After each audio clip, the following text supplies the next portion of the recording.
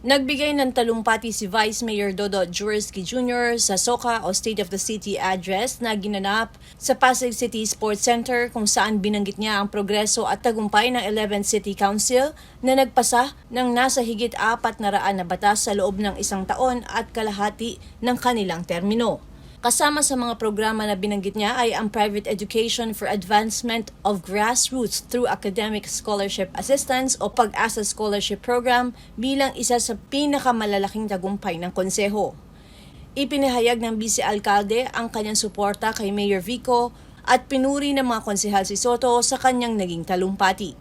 Nakita nyo naman during the presentation, medyo may konting naging issue, problema. Pero nevertheless, the message naman was delivered properly na puno-tulo lahat nito ay nag-umpisa tayo ng isang reforma through the leadership of Mayor Vico. Tuloy-tuloy ang pag-asenso ng ating lungsod. Pero sama-sama po kami mula po sa elected officials hanggang po sa ating city government na talagang tinutulak ang ating mga pagbabago hanggang magang realidad na maging 100% malinis ang ating pamahalaan. Hindi pa po tayo perpekto ngayon, ngunit marami po ang trabaho kailangan gawin. At katulad ng sinabi ko rin kanina, nag-uumpisa pa lang po kami. Sana samahan kami at pagpatuloy na pagtiwalaan ng taong bayan para sa ganoon maabot natin yung pangarap natin ng isang maganda at maayos na lungsod ng Pasig. At sa akin talaga yung Pag-asa City Scholarship Program, no? Kasi pangarap ko yan noon pa na magkaroon talaga ng isang programa na makabibigyan ng pagkakataon makapag-aral ang ating mga kababayang mahihirap. Ito lang ang talagang tanging paraan para magkaroon ng pag-asang maalis ang kahirapan sa ating mga kababayan kasi sabi nga nila, education is the greatest equalizer. So by providing itong scholarship programs, sana masugpo na talaga at mahinto ang yung cycle ng poverty dito sa ating lungsod na pag pinanganak sa isang pamilyang mahirap, wala ka na pag-asa dahil hindi mo kaya mag-aral. Sana yung ating mga kabataan ngayon pa lang, nasa level pa lang kayo ng high school, mangarap ngayon ng kayo ng mataas dahil tutulungan kayo ng ating lokal na pamahalaan maabot ang inyong mga pangarap.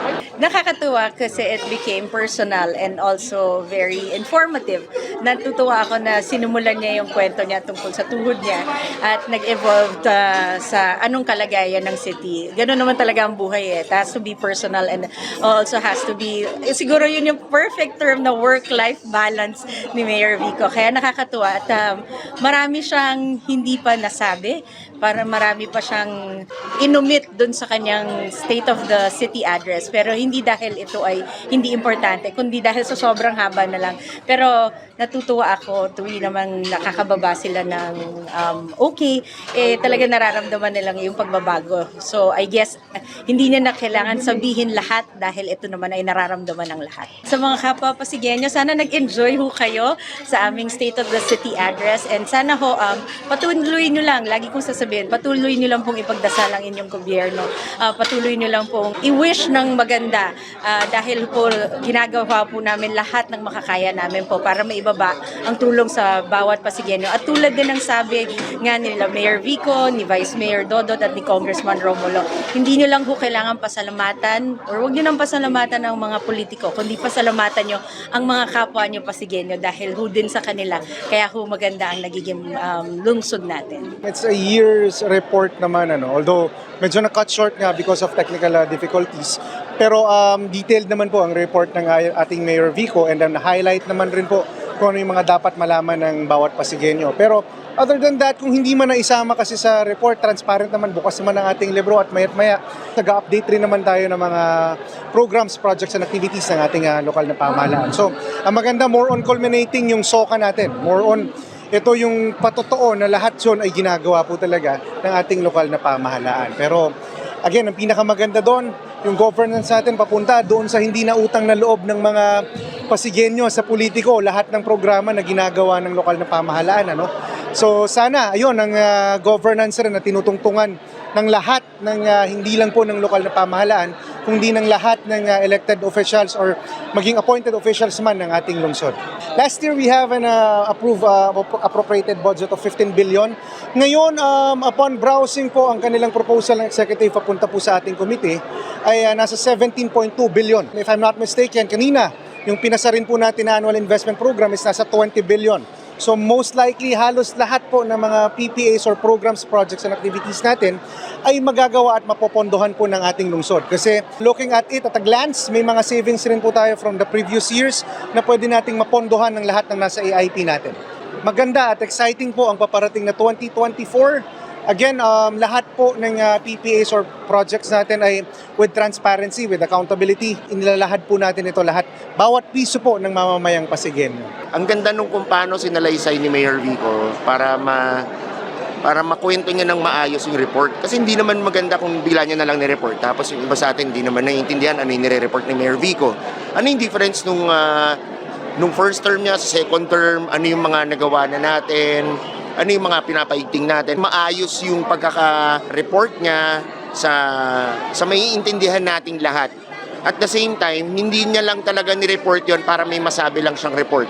Ni-report niya yon para nakikita na natin saan napapunta ang ating lungsod. Sama-sama tayo kung saan tayo dinidirect ng ating leader, which is yan. Siyempre si Mayor Vico, si Congressman Roman, tsaka si Vice Mayor Dodot Jaworski. Panoorin niyo po ulit at namnamin po ninyo yung salaysay ng ating mayor. Nang sa ganun, pagkatapos niyo mapanood, tara, magsagwan na tayo padiretso pa kung saan pa tayo patungo. Kasi napakaganda po ng kanyang sinabi, napakaganda po ng kanyang report. And siyempre, kilala naman natin si Mayor, napakatotoo niyan magsalita. So, alam natin na papunta tayo sa tamang direksyon. One of the books to, no? Sigurado nasa history na. Dahil bukod sa ganda ng kanyang mensahe, kakaiba ang pagtatapos, meron pang konting fireworks. Kidding aside, napakarami niyang sinabi ng mga programa na natapos na at mga programa sa inaharap. Pero alam niyo, isa lang ang pinaka-importante doon. No? Alam natin na talagang patuloy na agos ang pag-asa sa Pasig at ang mga programa, ang mga proyekto ng ating syudad ay nakatuon, nakasentro sa mga Pasigueño at hindi po sa mga programang pangkalusugan. Hindi man perpekto pero nakikita natin na pinipilit na magkaroon pa ng karagdagang mga serbisyo sa lahat ng Pasigueño.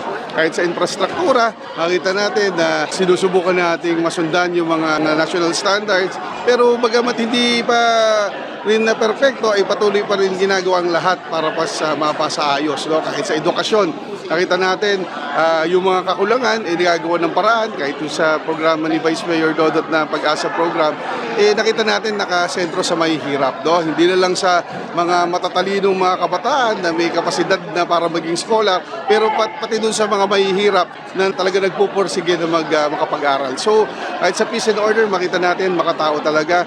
Hindi lang yung sinasabi natin na mag-recruit ng mga enforcers, pero nakita kasabay ng pagpapaliwanag sa ating syudad, mga ilaw ay may kinalaman pala sa sa peace and order. So napakaganda, no? Talagang makikita rin natin na inklusibo at para sa lahat ng Pasigueño dahil mismo ang CSO ay kasama namin, no? Yung mga civil society organization na masiguro na ang programa ay hindi para sa mga politiko o ilan lang pero para sa kabuuan ng Pasigueño. Bagamat kami ay kakampi talaga ng mayor, partido at kakampi talaga sa kanyang layunin, pero may mga usapin na kailangan pa rin na minsan pagdiskusyonan, no? Ito hindi pag-aaway, yun yung kagandahan. Makikita mo, nagdidiskusyon kami, magkakapartido kami, parte ng mayorya, pero minsan meron kami mga diskusyon, meron kami mga healthy debates. At kapag ginawa yon, makikita mo na ang resulta ay talagang mas healthy, mas malaman, at alam natin na para talagang nakalaan para sa taong bayan. Salamat po sa lahat ng nagtiyagang manood sa amin, ilang oras, at nakita nyo naman po, kahit ang 11 Council, sinusunod po talaga yung proseso. Unang-una, kinakongratulate natin ating mahal na mayor. Ito yung bunga ng magandang pag-uugnayan, pagtutulungan ng executive at ng legislative, ng ating mayor at ng sanggunian. Kasi lahat natatake, lahat na nadidiscuss, lahat ng ideas na kukuha, at mas productive tayo. Lengthy yung ulat ng ating mahal na mayor pero punong-puno, no? Punong-puno ito ng proyekto, punong-puno ito ng alam namin ng programs na talagang hindi basta makagawa lang ng programa, talagang pinag-isipan at talagang epektibo. Kaya natutuwa tayo para hindi lang para sa sarili natin, no, pero para sa buong Pasig. We're in a very good hands with our Mayor, at kami po sa inyong mga konseho, talaga naman, nagtrabaho talaga in the past one and a half years. Kaya maraming salamat po sa patuloy niyong suporta. Patuloy po tayo na magdasal, sumuporta, at makilahok sa atin pong mga opisyales ng ating LGU.